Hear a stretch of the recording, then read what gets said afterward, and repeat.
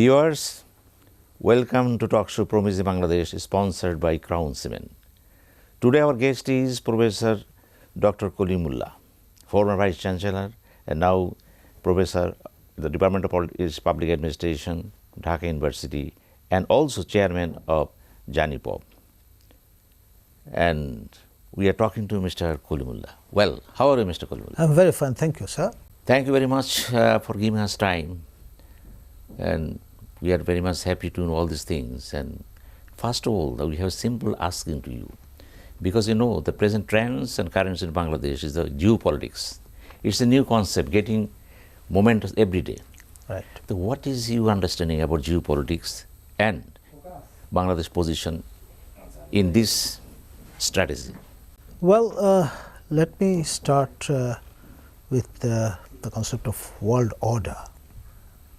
After the First World War, world order was settled through Versailles Agreement between those who won and those who lost.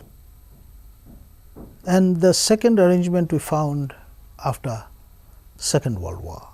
It's called Yalta Arrangement. And by then the world was divided into two poles, led by United States of America and the then Union of Soviet Socialist Republics, Russia. And the American president and the Russian strongman, they sat and decided to divide the whole world in two sphere zones.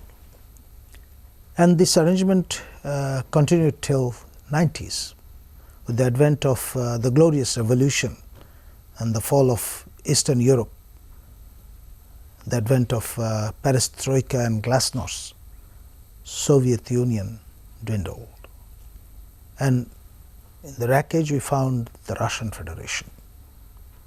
World became unipolar, and in the 21st century we found that the world is no longer Eurocentric or North America centric, it's Asia centric. This century is for Asia, and Bangladesh, coincidentally, which used to be known as soft belly of South Asia, emerged as strategically very important gateway to Southeast Asia, acting as a bridge between South Asia and Southeast Asia. And we have strong neighbors, namely India, People's Republic of China, Myanmar, which is strategically very important and has emerged as a kind of bone of contention between NATO allies and China. Historically, it's known as Chinese client state. And we share land and maritime boundary with Myanmar. With the help of Israel and North Korea, Myanmar has embarked on a clandestine nuclear program, and they are, like Iran, is on the verge of becoming a nuclear power. So we are strategically situated, located in the midst of all this. From many standpoints, it is well understood that we have commercial, diplomatic and political relations with all the big powers in ours, and they have interest in Bangladesh, especially Russia, China, Japan, India, America, even the Western Europe also. Of course. We are at the crossroads. Right. And we are facing so many interests, pressure, counter pressures. And do you think that all the pressures coming from different corners are challenging for the party in power? Definitely. We are at the moment in a position like walking on a tightrope, like a circus, you know. And got to be very cautious, very focused, and even-handed. Otherwise, we'll end up becoming very vulnerable and we find ourselves in deep soup. So, it's a kind of subtle diplomacy. It's there. And father of the nation, Bangabandhu Sheikh Mujibur Rahman, has laid down the foundation of this foreign policy, which in short means friendship to all, malice to none. We are believing the policy of engagement with the United States of America and its NATO allies. Doesn't matter whether it's Western Europe or even Turkey, advanced Turkey. And we are also keeping good and warm relation with the People's Republic of China, because the father of the nation visited China and came up with a book as well, which is maybe kind of a travelogue, but that also depicts Bangabandhu's love for China and the model. And also Russia. Russia and the Republic of India acted as surrogate mother for Bangladesh during our liberation war. Without their help and support, it would have been impossible to become independent within a period of 9 months struggle. So we are grateful to both India and also to Russia, which is of course the legacy of USSR. And we also trying to meddle in between India and Pakistan. After becoming Prime Minister, our Honorable HPM went to Pakistan so that Pakistan doesn't enter into war with India. That is in 1997. That's right. And that was a unilateral gesture, I would say. And also our HPM followed a diplomatic policy which is known as mango diplomacy. She made sure that seasonal fruits are on the table, dining table of the head of the government of Pakistan. And also we kept a good relation with Myanmar, although there are a lot of irritants. Myanmar pushed almost more than 1 million of their citizens, who are historically known as the Rohingyas, into our territory. They are here and stranded, waiting to get repatriated in their home country for long. And that has created a lot of havoc, created local problems. In the process, our forest reserve has been affected. The eco balance has been disturbed, and there is tension between the locals and the migrants. All these problems are in there. And again, we are expecting that our friend, good friend China, will mediate between us and Myanmar. We will come to again. We will be having the short break. Right. Viewer, we are going for a short break and come to again very soon. Thank you.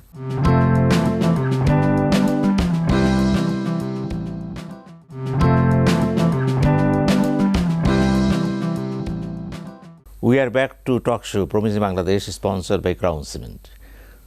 We were having talks with Professor Kalimullah. Mr. Kalimullah, you are touching about so many things on Bangladesh foreign policy and geopolitics and bilateral multilaterals. Come to the point of so many things. We are now having talks at the politics at home. Okay. You know, Awami League has been power for long, about 15 years. Yeah. The election is very nearing, maybe the end of this year or the first week of January next year. So, concerning the election, so many things are going on because there is a political rumor there is a political chaos and conflict and chaos on basis of human rights, democracy, labor law, everything. And opposition political parties in Bangladesh at the very moment, they are get together. So what is your understanding about demands from the oppositions and reconciliation from the side of the ruling party? Do you find any silver lining at this very moment?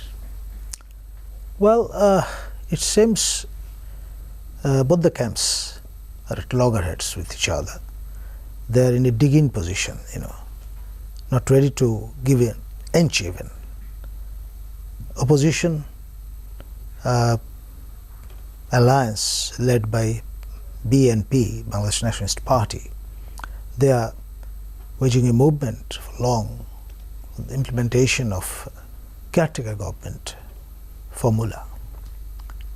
On the other hand, party in power, Bangladesh Awami League, which is one of the oldest parties in the country and also spearheaded the movement for the liberation of the country.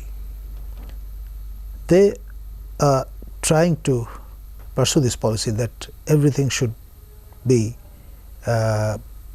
conducted as per the constitutional provision. That means the party in power act as the caretaker during the election period. Maybe the cabinet would be reconstituted, be smaller in size, and they will conduct kind of routine function, but they will be in charge, not non-elected caretakers like previous occasions. And they are saying that it's no longer part of the constitution, it has been amended.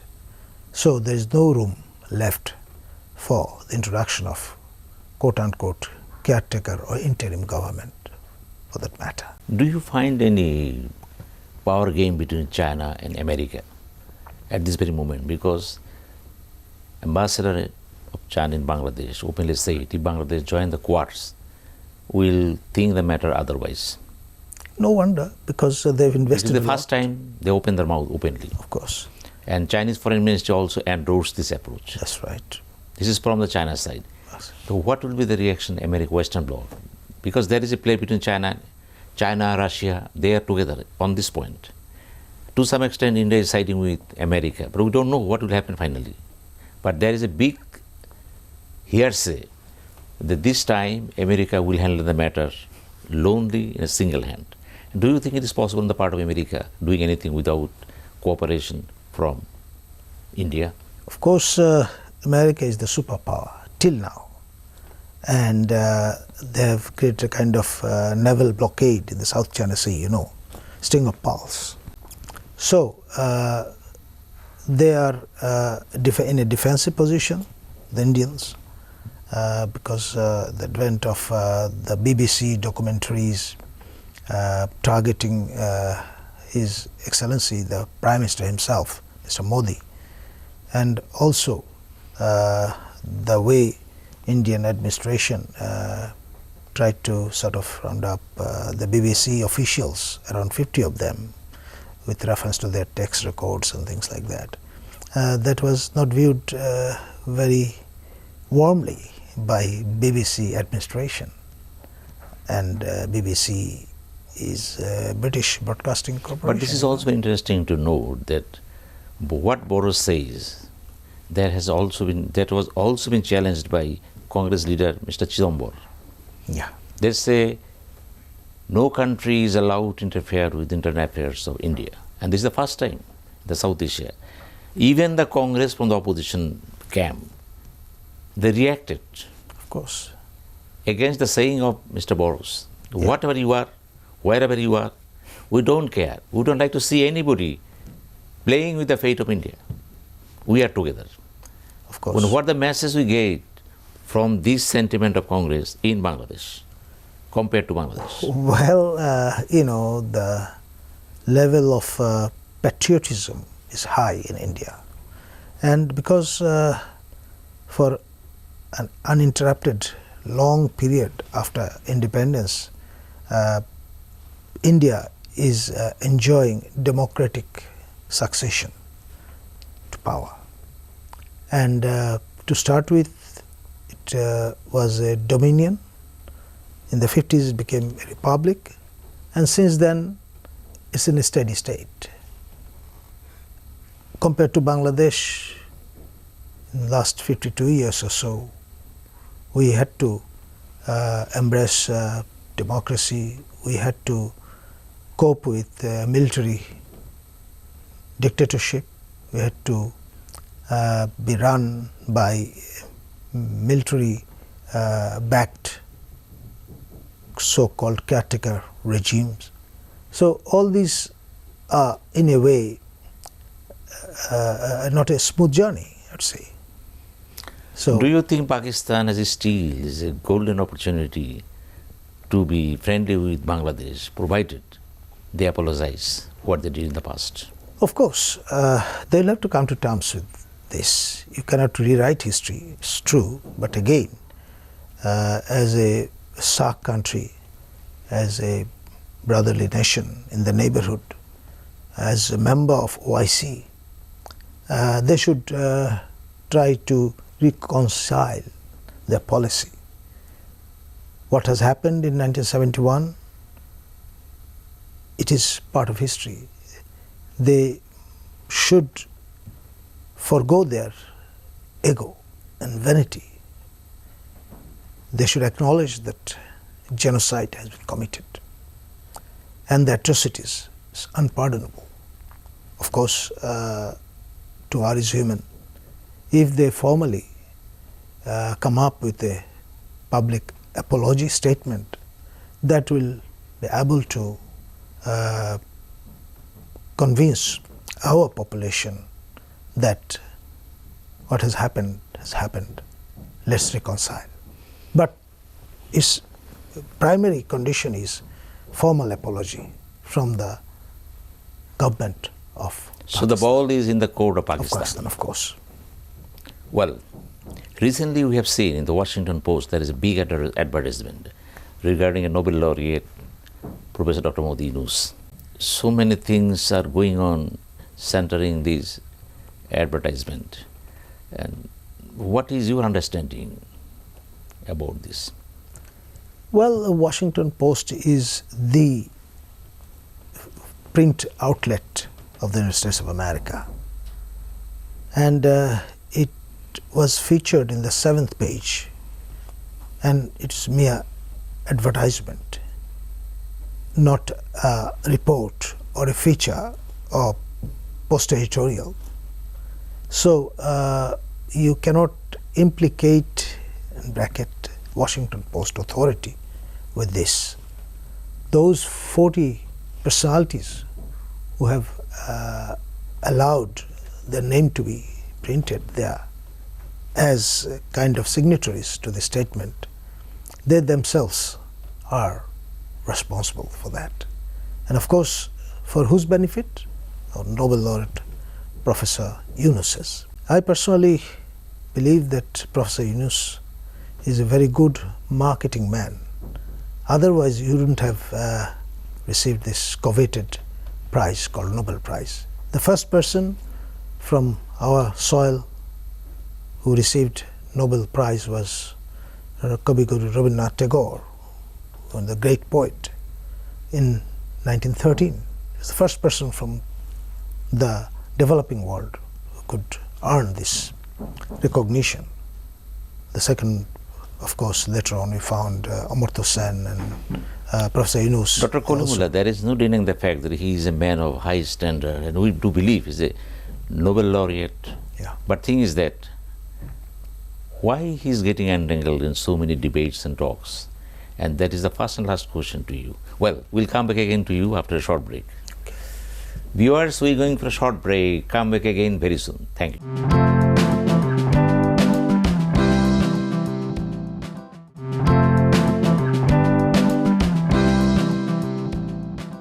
Viewers, welcome to Talk Show Promising Bangladesh, sponsored by Crown Cement.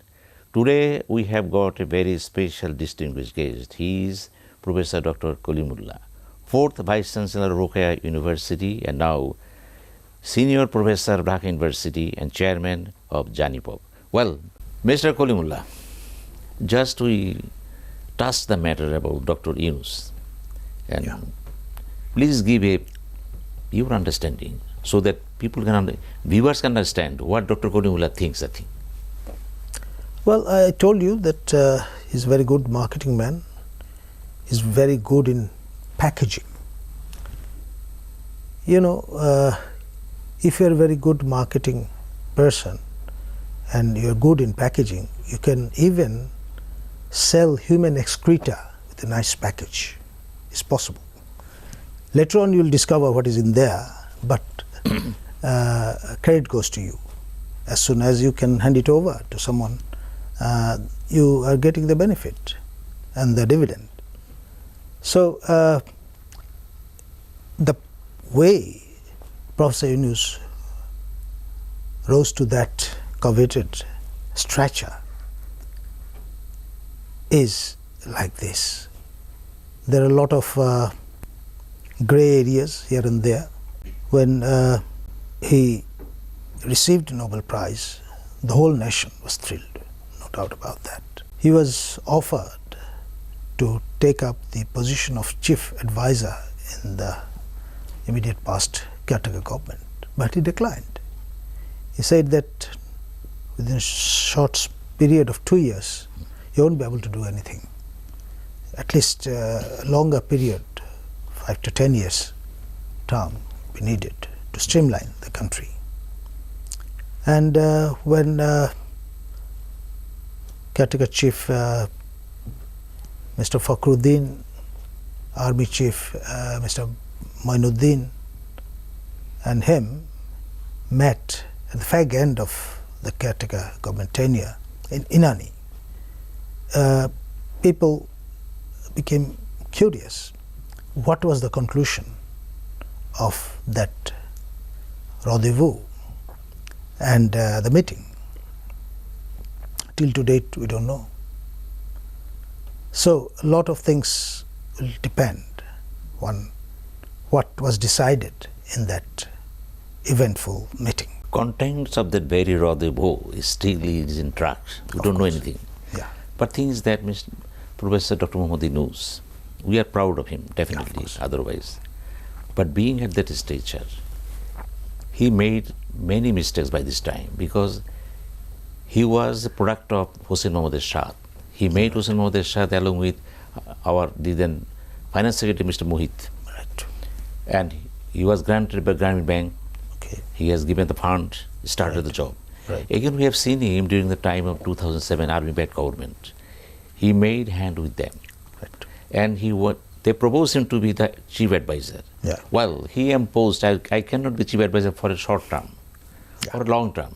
Yeah. It means there is a sense of depoliticization, that political parties are not doing well. Yeah. So let me do the job independent of the political parties, like Mr. Ziaul Haq of Pakistan. Right. So that is also a kind of shadow pressure on this politics in Bangladesh. Right. And you know, the two ladies were, Begum Khaleda Zia and Sheikh Hasina, were in very distressed position at the time. Of course. So he wanted to open a political party. Right. He made it drive, but ultimately failed. Yeah. So with this stigma on shoulders, it is told that he is made the main persons to play the role minus two theories.